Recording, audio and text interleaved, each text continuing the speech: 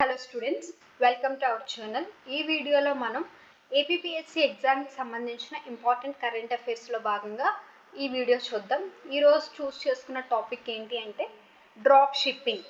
Drop shipping అంటే ఏంటంటే రీసెంట్గా ఏం చేస్తుంది అంటే అమెజాన్ అనేది ఒక ఈ కామర్స్ ప్లాట్ఫామ్. ఇక్కడ ఏం చేస్తుంది అంటే అమెజాన్ అనేది ఒక ఈ కామర్స్ ప్లాట్ఫామ్ కదా. ఇక్కడ ఏంటంటే ఇక్కడ మనకి బయ్యర్స్ ఉంటారు. బయ్యర్స్ అంటే యూజువల్గా పీపుల్.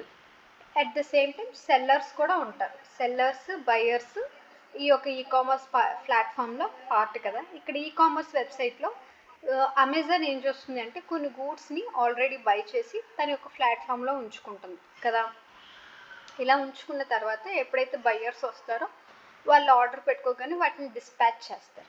ఇక్కడ ఏం జరుగుతుంది అంటే ఈ డ్రాప్ షిప్పింగ్లో ఏం చేస్తున్నారు అంటే ముందుగానే ఈ యొక్క వస్తువులు ఏవైతే ఉంటాయో, థింగ్స్ ఏముంటాయో వాటిని కొనకుండా ఎప్పుడైతే బయ్యర్ ఆర్డర్ పెడతారో అప్పుడు అమెజాన్ వెళ్ళి ఒక థర్డ్ పార్టీ దగ్గర వాటిని బై చేసి వీళ్ళకి సేల్ చేస్తుంది అనమాట. దీన్నే డ్రాప్ షిప్పింగ్ అని అంటారు. ఇలా చేయటం వల్ల బెనిఫిట్ ఏంటంటే inventory and warehousing cost అనేవి తగ్గుతాయి అనమాట. ఇన్వెంటరీ అంటే లిస్ట్ ఆఫ్ ఆల్ గూడ్స్ని ఒక ఆర్డర్లో పెట్టి మెయింటైన్ చేయటం, వీటి యొక్క వేర్ హౌస్, వీటికి కొన్నిట్లకి ఏసీస్ ప్రొవైడ్ చేయాలి, కొన్నిట్లకి చాలా వరకు సెక్యూరిటీ ప్రొవైడ్ చేయాలి, ఎలక్ట్రిసిటీ సప్లైస్ చేయాలి. ఇలా ఎప్పటికప్పుడు ఒక పర్సన్ చూసుకుంటూ ఉండాలి కదా. అలా కాకుండా ఇక్కడ ఏం చేస్తున్నారంటే ఎప్పుడైతే ఆర్డర్ వస్తుందో ఆర్డర్ వచ్చిన తర్వాత థర్డ్ పార్టీ దగ్గర వాళ్ళు సెల్ చేసి తర్వాత వీళ్ళు బై చేస్తున్నారనమాట. దీన్నే డ్రాప్ షిప్పింగ్ అని అంటాము. ఎగ్జామ్స్లో కూడా రీసెంట్ యూపీఎస్సీ సివిల్ సర్వీస్ ఎగ్జామినేషన్లో కూడా దీన్ని అడిగారు అనమాట. డ్రాప్ షిప్పింగ్ అనేది it's a new business model అనమాట.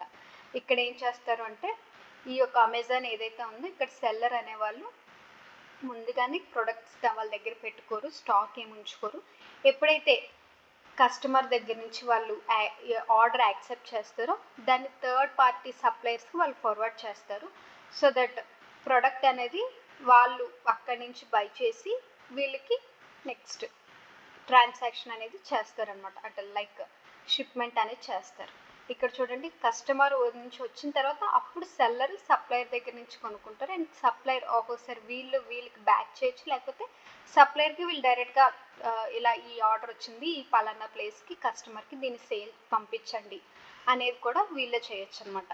ఇక్కడ ఏంటి అంటే వేర్ హౌసింగ్, ఇన్వెంటరీ కాస్ట్ తగ్గించుకోవడానికి సెల్లర్స్ ఏమంటున్నారంటే వాళ్ళు మెయింటైన్ చేయట్లేదు. వేరొక దగ్గర నుంచి ఎప్పుడైతే ఆర్డర్ వస్తుందో సప్లయర్కి అప్పుడు ఆర్డర్ తీసుకొని వాళ్ళ దగ్గర నుంచి కొని కస్టమర్కి ఇస్తున్నారు, లేకపోతే ఆ కస్టమర్ డీటెయిల్స్కి సప్లయర్ వీళ్ళు ఒక ఫార్వర్డ్ చేయమని వీళ్ళు పంపిస్తున్నారు అనమాట.